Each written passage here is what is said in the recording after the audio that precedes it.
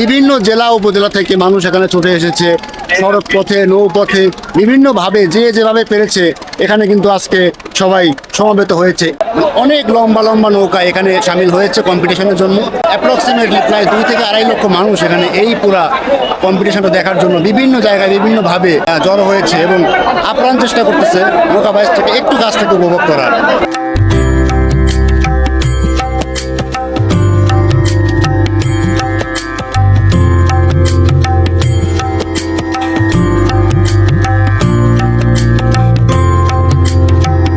বাংলার শতবর্ষের প্রাণস্পন্দন নদীয়ার নৌকা। বর্ষার ঢেউ যখন বুকে বাজে তখনই বেজে ওঠে নৌকা বাইচের ঢোল। এ শুধু খেলা নয়, এ এক ঐতিহ্য, উল্লাস, একসাথে বেঁচে থাকার প্রতীক। তীরের দুই পাশে হাজারো মানুষের হাততালি আর উল্লাস মিশে যায় বৈঠার ছন্দে ছন্দে।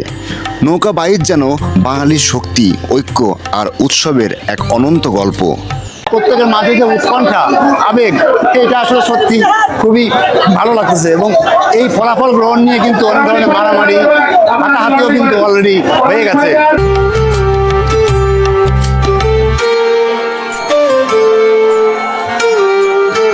নদীমাতৃক এ দেশে নৌকাই ছিল মানুষের যাতায়াত ও জীবিকার প্রধান মাধ্যম। সেই নৌকাকেই কেন্দ্র করেই জন্ম নেয় নৌকা বাইচ।